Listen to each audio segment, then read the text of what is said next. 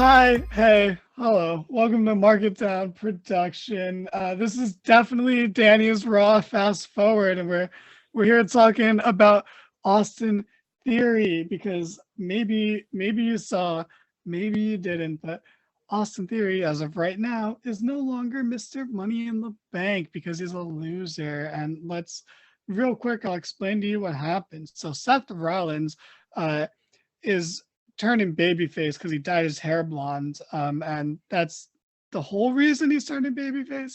But since he's turning babyface, he's having a U.S. Open challenge, and after shenanigans earlier in the night, it wasn't officially answered, so he came back out for the main event, and out came Robert Lashley and big old Bob. You know, he beat up Mustafa on the way to get there, and then he just because Lashley's so great. He's so smart. Uh, he just attacks Seth and beats him up before the bell and then lays him out and then never gets the title opportunity he went out there for. You know, the title he only lost a few weeks ago, so you would have thought he would have wanted it back, but no, he just beat up Seth Rollins and left him laying. And then out came Austin generic wrestler Theory cashing in his Money in the Bank briefcase for the U.S. title, the mid-card title, the third lowest title on the show if you're counting the unified titles as one, and it's a coin flip between that and the IC title really, but I'll say fourth behind the Raw Women's Championship. He used his Money in the Bank for not even the NXT title, which is technically a top title on a brand if you want to make that stretch, like they did with Charlotte picking the NXT Women's title for winning the Rumble. He used it on the U.S. title. And then he couldn't beat a beaten up Seth Rollins. He couldn't put him away. And then he had him put away, and then Lashley cost him because Lashley's character motivation makes no sense, and Theory's character motivation makes no sense. And honestly, neither does Seth, but at least he's a likable babyface that everyone likes. So at least he has that going for him. And he ultimately failed because Lashley took him out. And then when he got back in the ring, Seth had a stomp, retained the title. Theory made history by being so inept and bad that he couldn't even successfully cash in on a mid-card champion. And people are up in arms. There are people who are mad that he just doesn't have the briefcase anymore. There are people that are mad that he challenged for the U.S. title. There are people rightfully pointing out how stupid he looks because it was an open challenge. You could have just taken the open challenge if you wanted a title match. You know, you didn't have to waste a fucking cash in on it, you know? And Triple H, you know, he's in charge of putting the Money in the Bank on Theory was a Vince decision. One of the last ones, one of the decisions that made the board look at him and think, you probably shouldn't do this anymore.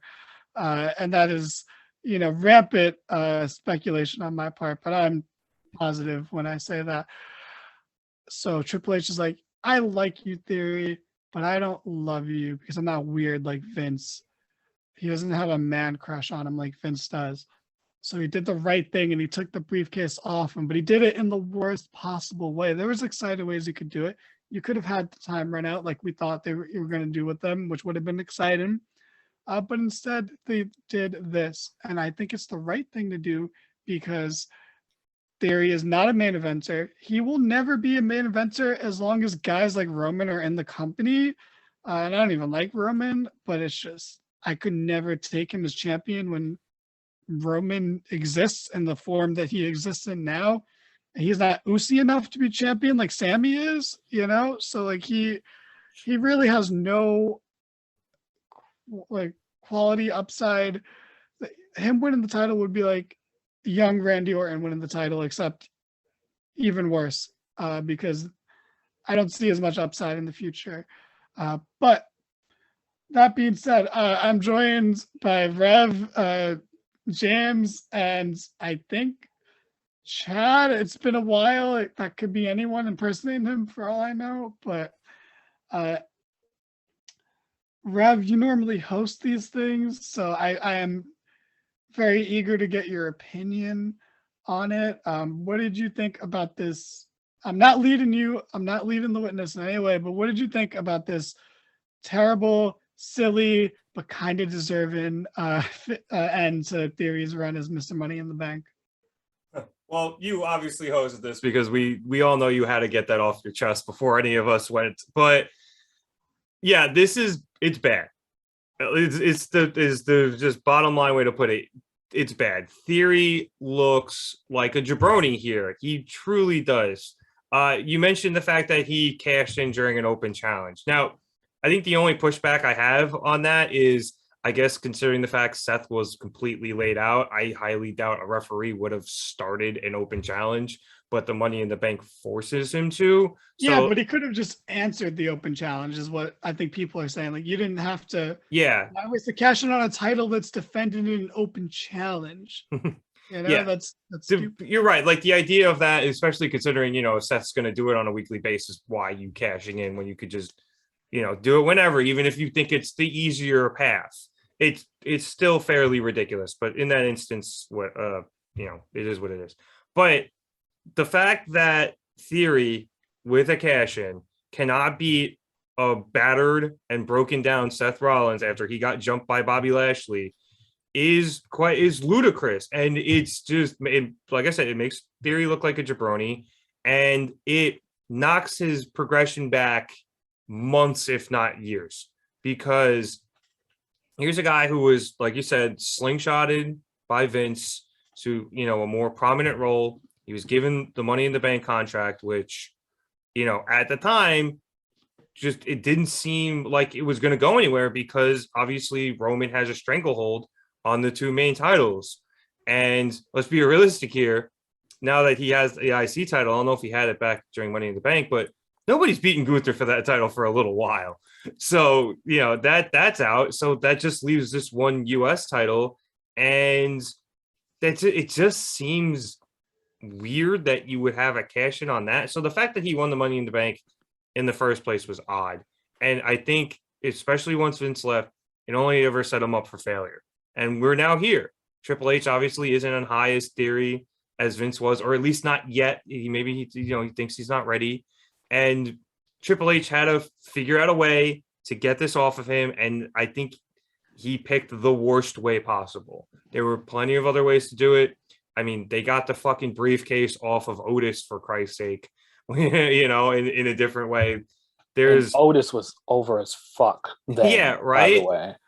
Yeah, exactly. Otis was very over, and they still decided to take the briefcase off him because he put it up, as a challenge. And you could have had, Theory do that like an idiot, and Drew McIntyre beat him, or somebody at least credible to go challenge Roman. And even if they lose, then so be it. But you do it this way, and you knock Theory back, like I said, months, if not years. And I don't know what you do with him from here. I mean, what do you just bottom him out and build him back up from scratch? Do you send him back down to NXT? I really don't know. But for all intents and purposes, I think this is one of, if not the worst decision Triple H has made since he has been in charge. It's just no rhyme or reason or logic to it. And there had to have been a better way to get this briefcase off of Theory. There just had to have been. I agree. There are plenty of better ways. I think we talked about it a week or two or three ago. We've talked about it recently on this podcast, where having him run out of time and get desperate every week to try to cash in, only to be thwarted by whoever every week until time runs out, would have been way more exciting, and that would have developed character for him, because then, that would motivate him going forward and give him a character going forward and give him a reason, give him an edge to him, because now he knows that, as young as he is, that time is still of the essence, and that a year can fly by just like that. But the way they did it, I think, to play devil's advocate, I think the way they did it was because they believe they can just, like you said, bottom him out and then build him back up. But I just don't think that it's going to work the way they do. But I do think it's ultimately the right move, taking it off him, because I've said it again, he's not world championship material. We can't go from the very legitimate title run of Roman to this. I'm being slightly hyperbolic when I criticize him, but like there's nobody. He's a rookie. Austin Theory, yeah, He's not like a a Fernando Tatis rookie who everyone has all these high expectations for, and then the pressure gets to him and he takes steroids and shit. Like he's a he's a guy who is very one-dimensional, and he is a very 2006 generic muscular heel, and like he's not someone that I take seriously. Like he is like the Miz syndrome to me, where I'm like, even though he can easily beat me up and he's way more brolic than I'll ever be, I would never be scared of Austin Theory if I ever saw him. I'd be like, oh, this guy's a fucking pushover. I wouldn't never be intimidated by him. He's very generic. He's very one note. I could never see him playing a serious heel. I can never see him playing a baby face. He only has the one facial expression, and it's like douchebag, and like that's it. But we got Logan Paul, and Logan Paul's way better at everything than Austin Theory, except Theory has slightly better promos because Logan Paul's so bad at them, and maybe slightly better knees at this point. Still, I still take Logan Paul. I do like the idea though, Danny, of him running out of time, because could you imagine him at the Money in the Bank pay-per-view next year or whenever it's coming up, like scrambling to try to cash in at that pay-per-view, and even if it's on Roman, you know what I mean, or like Imperium, or with Gunther, like there's always somebody to stop him before he actually gets to the champion, and then he makes like a last-ditch play at the US title, and either he gets there and fails, or somebody else stop. It would be really funny, like even if he never cashed in and he just completely ran out of time. I think that would have been way better than this. Anything would have been better than this. Even if he was running out of time, but he was in the ladder match, so he would have an opportunity to win it back. And that, there's so much you could have done with that. And even if they're gonna have a Money in the Bank at WrestleMania, which is rumored that they're gonna have the women's match on one night and the men's match on the second night, or vice versa, you can just have them be like, yo, sorry, once there's a new briefcase, yours is null and void, so you have to use it by Mania. You could do the same exact thing, even if that's the case, and that's just a rumor at this point. But there's just there's so much bad about this, despite ultimately I think it's good that Theory doesn't have it. But anyway, guys, that's all the time we have. Thank you so much for tuning in. For James, for Chad, for Rev. Actually, wait, hold on. James has a look on his face like he wants to say nice things about Austin Theory, but that being said, Chad, what did you think about this? Holy shit! I guess if not the only, I might be one of the few people on the pod who enjoys Austin Theory, but I like him, and I think James does too. I think James and I have said that we see the potential in him. Right. I like him. I like him a lot, actually. He's a way worse version of Sammy Guevara. That is, I disagree. I have to disagree as well. However, I get the douche vibes that him and Sammy have. I think he's good in the ring. Danny does not, but whatever. He's fine. He's not. I think he's really good. He's super athletic. Like, is that what you want me to say? He's better than Miz. Everybody's better than Miz to you. What's so happening? No, that doesn't count. Chad, I think you also have the thing where you watch him in NXT a lot. So yes, that's true. Okay, you know what? That's probably what it is. So with that being said, I do agree that I was not with the whole Money in the Bank situation at first. I definitely thought it was too fast. I agree. I don't think he's a main eventer right now. But damn, this was a huge, fuck you, Vince. I don't care who you like. I'm here now. I'm doing what the hell I want, because even logically, this doesn't make sense.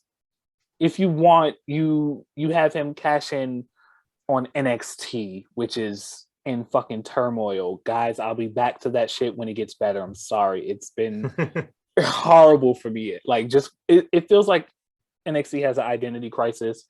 It almost would have been perfect to have a new champion there now and just weed some of the weaknesses out or something. Or you have him lose to somebody that's hotter than him, which is everybody, according to Danny. Or Just like, according to me, according to anyone reasonable. I mean, but Continue. I like him as the douchey heel who cheats and is overzealous and overly confident for no reason and super arrogant, but not as good as he should be. He kind of I feels liked like it. he kind of feels like Gen Z Miz, right? Like a little bit. Like, Yeah, and I'm getting a lot I of feel like the Sammy Guevara comparison was more apt, but don't kill me because of course he was better, but I'm getting the legend killer Randy Orton vibes where he just could use maybe an evolution or something of The that way. I mean, the way was great. I just feel like he could use something and that would have propelled him, or like you guys said, I think the fucking running out of time shtick would have been phenomenal. That actually makes him look great because he's already a coward. And I don't know, this way was just, it was really bad. It was doo-doo. It was said, really bad. I mentioned that him cashing in on the NXT title before. You just said it now. Way better way to do it. Have him cash in on, I assume, Braun Breaker. Braun Breaker, yes. Have him cash in, win that, and then you can promote NXT on Raw while he's feuding with Gargano, because he can be like, look, I'm a better champion than you ever were when you held this title. And that way you're promoting NXT, you're spinning multiple plates. Gargano's not wrapped up in this stupid Miz Loomis shit, which is fantastically, hilariously bad.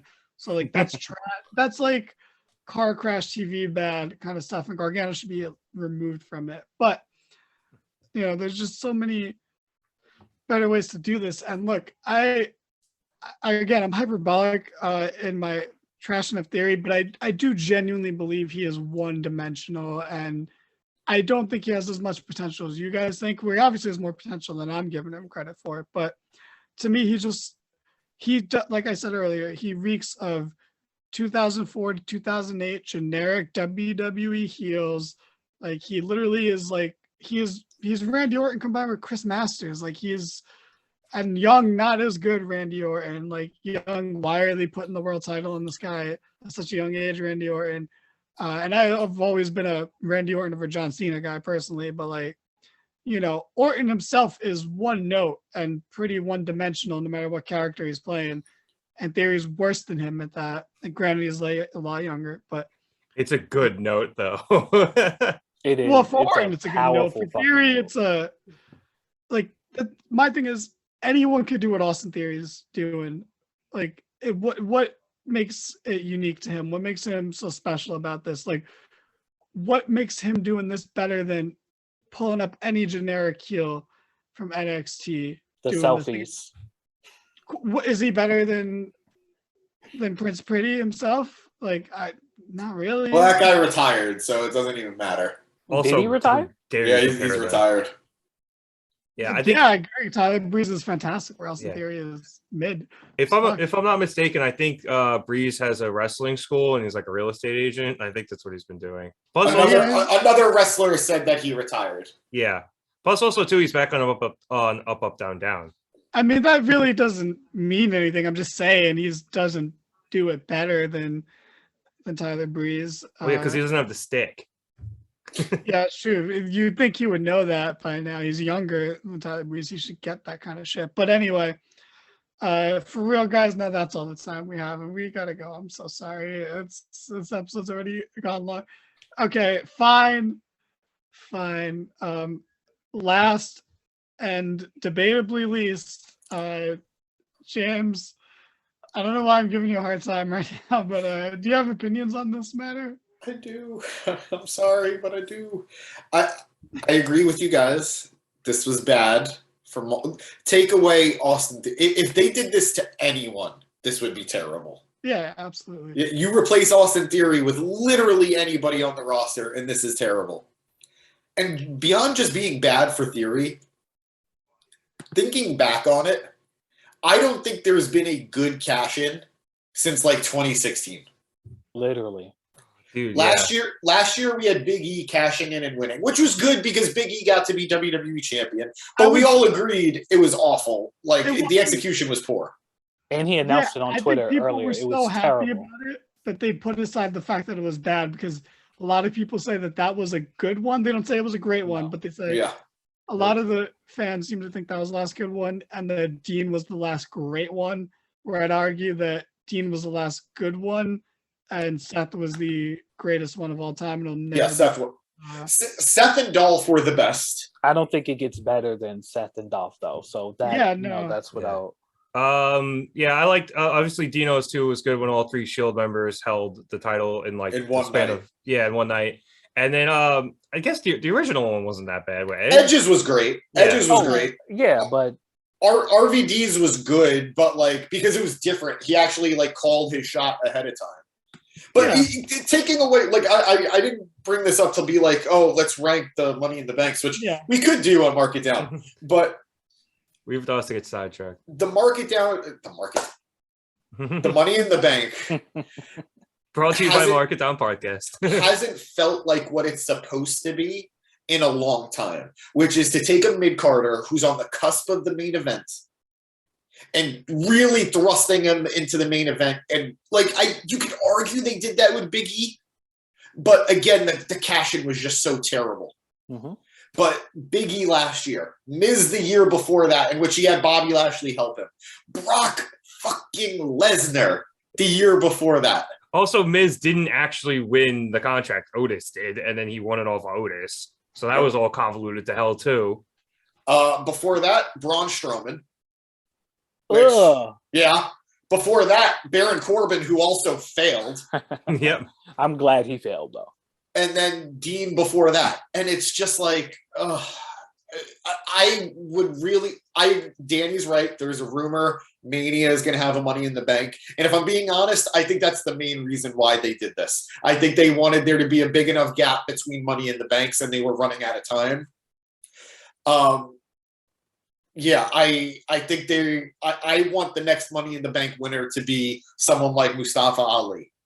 I want the next Money in the Bank winner to be someone like Gunther. I want the next Money in the Bank winner to be somebody who we want to see go for the world title. This is their way of doing it, and it's going to be a good transition for them. I admit I was big on Theory. I am big on Theory, but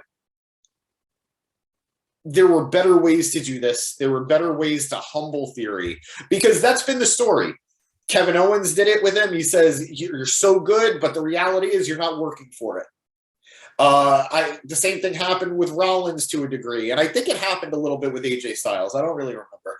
But everyone is saying, you've got the talent, kid. You just got to work for it. And he refuses to work for it. He keeps going for the easy route. But he didn't even go for the easy route on world champion Roman Reigns. He lost for a mid-card title. That he held before. That he's held before. I agree. The NXT thing would have been great. It would have boosted the NXT title. It would have promoted NXT on Raw. It would have made Theory a champion again. That would have been great. Even if he lost to Braun Breaker, at least the NXT title will feel important. Mm-hmm. Seth didn't need this. The US title didn't need this. I think, honestly, Seth would have gotten a better babyface reaction if he did lose the title. But I don't mind them giving that to Seth. I just wish he had just have him win as a babyface as opposed to, because of Lashley's weird non-character motivations.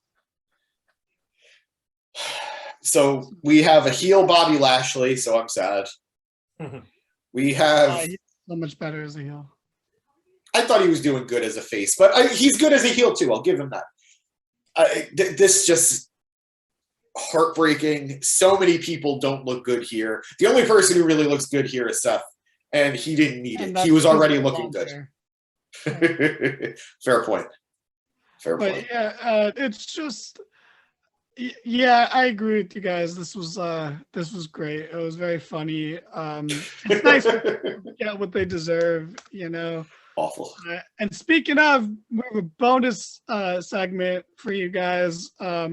Speaking of people getting what they deserve, Dana Brooke lost the 24/7 title to Nikki Cross, and we're going to talk about that real quick because it's a Raw thing, and this is the Raw fast forward. Obviously, it's Monday night. We're all shocked by what just transpired on Raw a few hours ago, but yeah, Nikki Cross beat Dana Brooke in a very quick, typical match. That how it should go if Dana Brooke's facing anyone really, but Nikki Cross in this case. Whoa, what's Seth Rollins doing here in the chat? I think it was more Corey Graves, but you know, after the match or later on in the show, Nikki Cross was seen somewhat throwing the title in the garbage, kind of really missing. She tried. She tried. That was terrible. Let's be realistic here, though. With that title, it missing the trash can was like the best thing that could have happened. because of just how ridiculous it's been. They try to every time they try to do something with it, it doesn't go. It's outside of R-Truth. It's just like okay, whatever. And it missing the trash can is just the okay, whatever ending it deserves. I mean, part of me expected R-Truth to be in the trash can, but I think he's the 24/7 title, yeah, somehow I feel like he could still be on TV for that, but it could have been Akira Tozawa or anyone. It could have brought back Drake Maverick just for Reggie. But Hacksaw Duggan taken out of the trash. No, you just see Medusa take it out of the trash. That'd be nice. But Dana Brooke was very, very upset about this. I went on a little baby Twitter rant of all the hard work I've put in to elevate this title, literally gone in the trash, or something along those lines. I feel like pulling up her exact tweet, but she is upset about it because she feels disrespected because the title that has meant so much to her for the past God knows how long, feels like 2 years. It was probably like 8 months at this point. Less.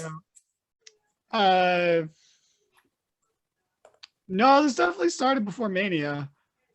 Really? Yeah, that definitely started before Mania. But she's very, very upset about it, and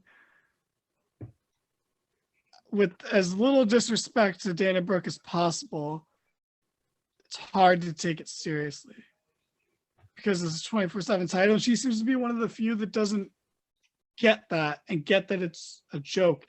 And it is a joke. That doesn't mean it can't be used for good things. And I think she did her best with it. And there was some decent moments to come out of it. Just like R-Truth has some decent moments with it. Just like Drake Maverick almost made a career off of it for the short time he was there. So for the few bright spots, it was one of the 8 different character reinventions Carmella had. The 24/7 title had its few and far between moments, but ultimately it was a joke title that made you sad when you saw wrestlers you like involved with it. And trashing it is not a bad decision at all by Triple H, and he was right to do it. And no matter what, I don't care how he did it, this was a perfectly serviceable way to do it. So I can understand why Dana's upset, and I'm not saying she shouldn't be, but I'm saying that I cannot sympathize with that, and I don't think anyone realistically can, besides just on like a basic human level. But in terms of as a wrestling fan perspective, I don't think anyone is sad to see this title go. And if you are, you're lying. But R-Truth definitely is. Just in case, I'm going to start with Chad because he's the wild card here, who I don't know if he's going to have a crazy opinion on this or not. But how do you feel about the title being gone, and what do you think about Dana Brooke being so outraged by it? I am absolutely relieved that this title is gone. I agree with you. I think this title was a joke of a joke. Not even like it was not to be taken seriously. Let's call a spade a spade. Dana Brooke is up in arms because whether anybody knows it, that is the only title she will ever hold in the WWE. Yeah, she can hold the tag titles. They don't mean anything. She will never hold another She had a title. chance with Mandy Rose, I was but gonna that time say, is yeah. gone. Exactly. She will never hold a title in the WWE. And I honestly don't know how long she's going to be there.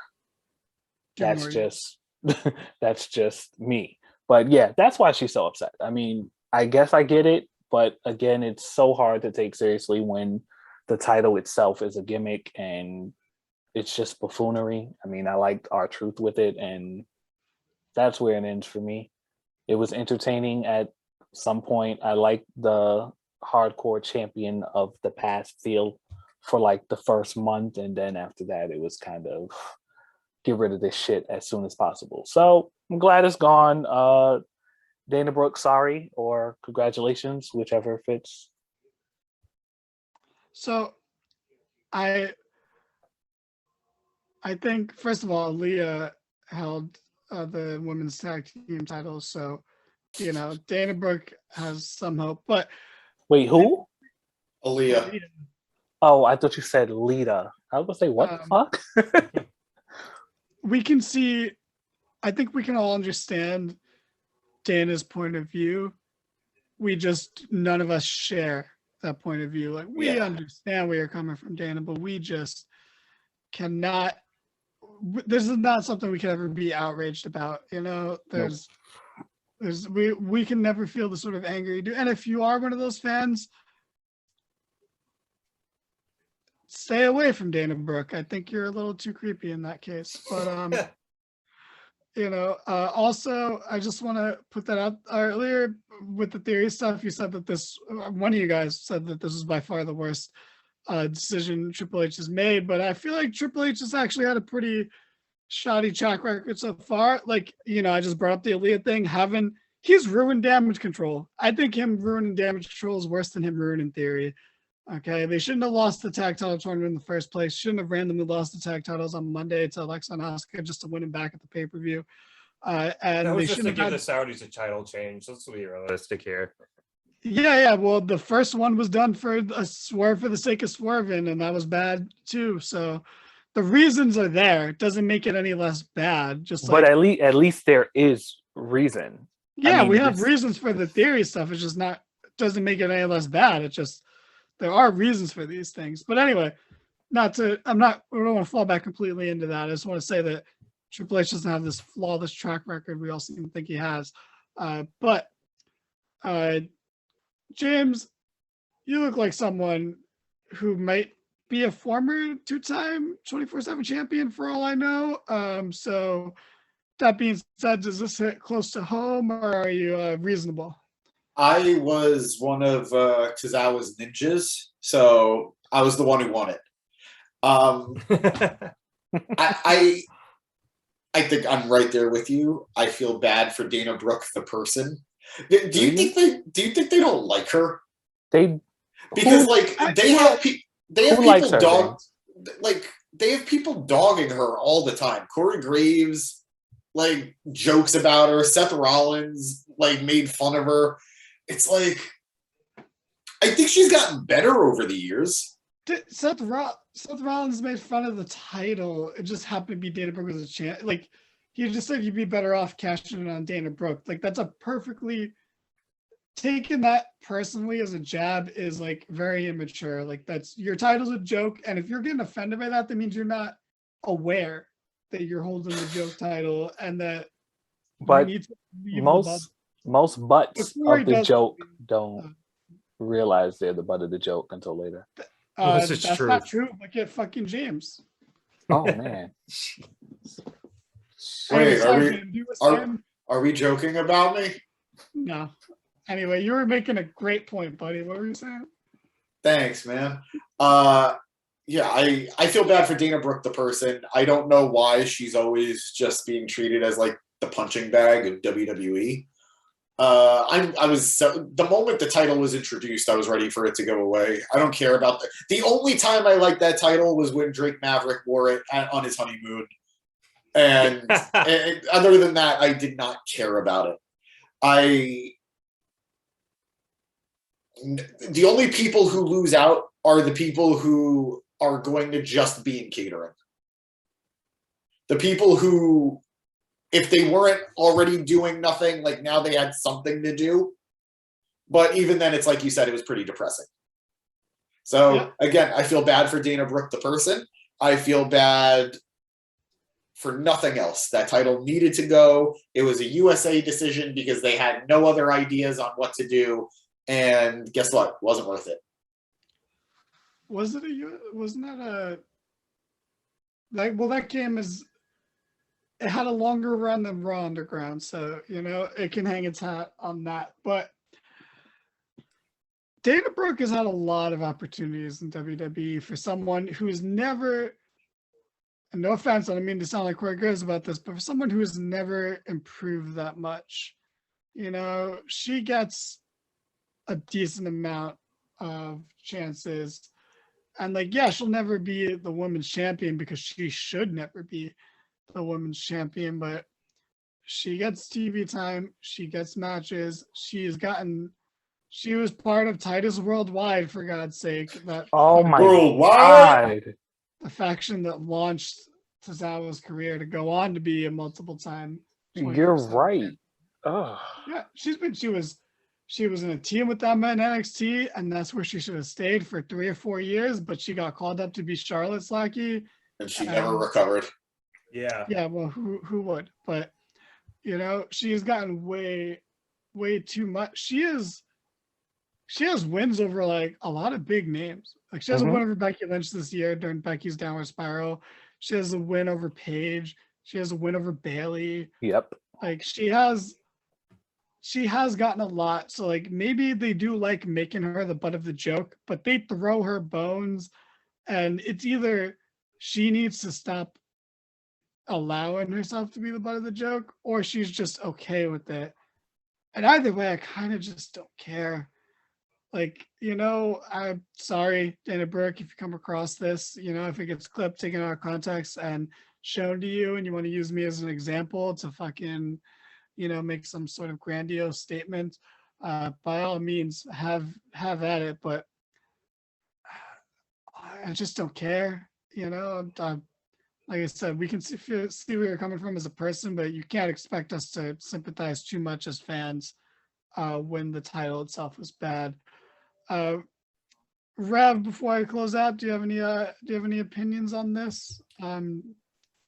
Yeah, I mean, look, I didn't hate the title. I mean, when it was first introduced, I thought it was the ugliest title I'd ever seen. But it provided some fun moments, and like James said, it allowed some people to get on TV and get them time and stuff. But it was a gag, and it was introduced by USA. I'm not sure that WWE itself ever really gave a shit about it, and what R-Truth made it fun for a while, and then it eventually ran its course. I do understand where Dana Brooke is coming from, though. Like, it was something that not only got her on TV, it was something she was, presumably working hard at, and really kind of cared about, it seemed. And the visual of seeing something that you've put blood, sweat, and tears into literally being thrown, well, not literally being thrown, but almost being thrown into a garbage can because it missed.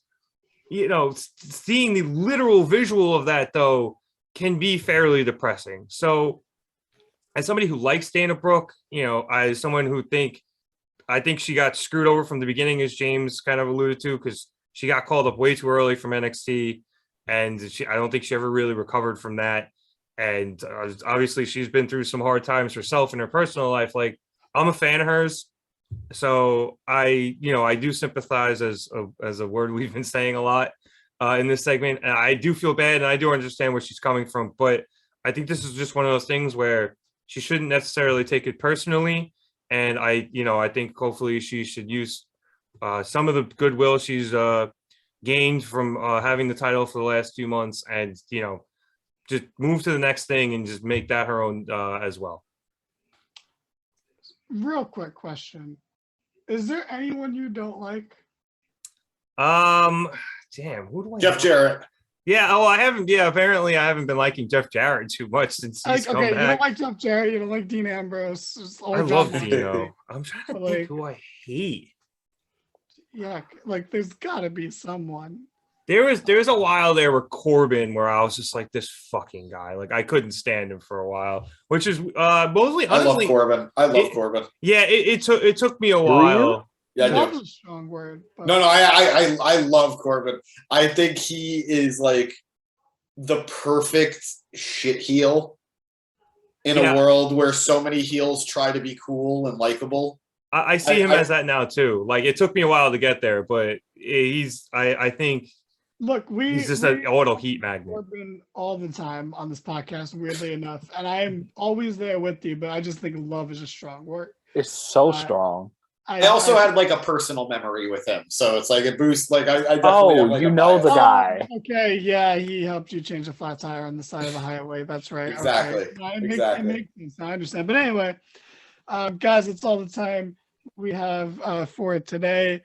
Make sure to pre-order your copy of Scarlet and/or Violet, whichever one you're getting. Add me. I'm getting Violet because the Pokemon are better.